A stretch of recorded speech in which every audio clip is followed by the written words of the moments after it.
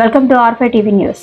Araku MLA Regam Matsyalingam మాట్లాడుతూ గిరిజన ప్రాంతంలో రైతులు డిపోలో రైస్ తీసుకోవాలంటే సుమారు 10 నుంచి 15 కిలోమీటర్ల దూరం నడుచుకుంటూ వాగులు వంకలు దాటుకుని వచ్చి తీసుకోవడం జరుగుతుంది.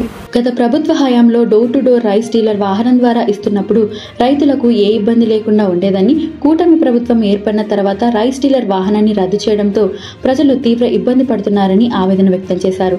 యథావిధిగా మళ్లీ కొనసాగించాలని మీడియా సమావేశంలో అరకు ఎమ్మెల్యే చెప్పారు. లేని పక్షంలో ప్రజల నుంచే ఇంకా వ్యతిరేకత వచ్చి మరి ప్రభుత్వం మీద తీవ్రమైనటువంటి పరిణామాలు ప్రభుత్వం ఎదుర్కొనేటటువంటి పరిస్థితులు కూడా ఎదుర్కోవాల్సి ఉంటుందని చెప్పేసి ఈ సందర్భంగా నేను తెలియజేస్తున్నాను. ఆ పరిస్థితుల్లో రాకపోతే ఇంకా ఈ పథకం అనేటటువంటిది పూర్తిగా నిర్వీర్యం అయిపోయేటటువంటి పరిస్థితులు అయితే ఉన్నాయి.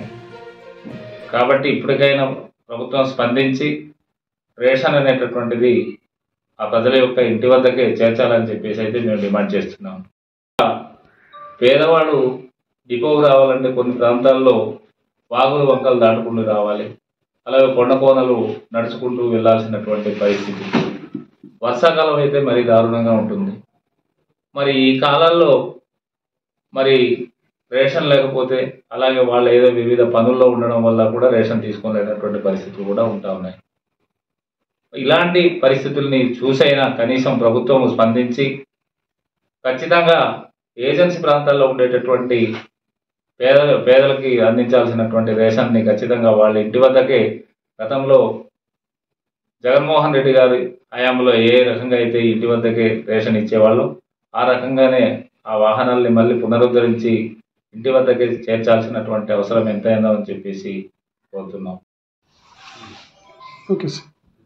అందరికీ నమస్కారం.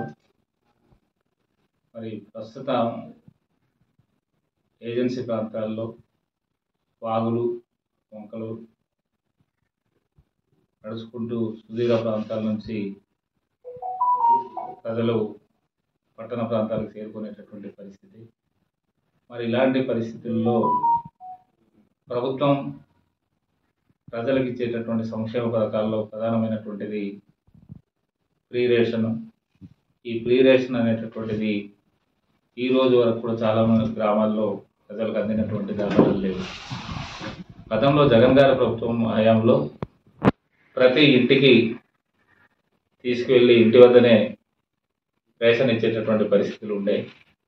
కానీ కూటమి ప్రభుత్వం ఏర్పడ్డాక ఆ పద్ధతుల్ని రేషన్ డిపోలు వద్దనే రేషన్ తీసుకోవాలని చెప్పేసి ఆదేశించడం వల్ల గిరిజన ప్రాంతాల్లో ఉండేటటువంటి ప్రజలకు అది పూర్తిగా అందినటువంటి దాఖలాలు ఎక్కడ కనిపించినటువంటి పరిస్థితులు లేవు.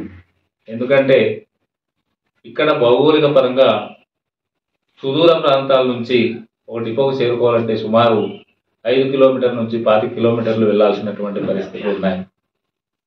మరి ఎప్పుడైతే ఈ సిస్టమ్ వచ్చిందో మరి రేషన్కి వెళ్ళి తెచ్చుకోలేక, అలాగే రేషన్ డీలర్లు మరి ఆ ప్రజల వద్దకి వెళ్ళక మరి వీళ్ళు తర్జన భర్జనతో ఆ రేషన్ కూడా 2-3 నెలలు కూడా తీసుకున్నటువంటి ప్రజలు ఈ రోజు వరకు ఏజెన్సీ ప్రాంతాల్లో ఉన్నారు. ఈ ఏజెన్సీ ప్రాంతాల్లో తీసుకునేటటువంటి రేషన్లో మరి డీలర్లు తప్పిదాలు కూడా అక్కడక్కడ ఉన్నాయి. ఎందుకంటే రైతులు ఎక్కడైతే వెళ్ళి రేషన్ తీసుకోలేకపోతున్నారో ఆ రేషన్ ఏమో వీరు దొడ్డిదారిన అధిక ధరలకు అమ్ముకుంటా ఉన్నటువంటి దాఖలాలు కూడా కనిపిస్తూ ఉన్నాయి.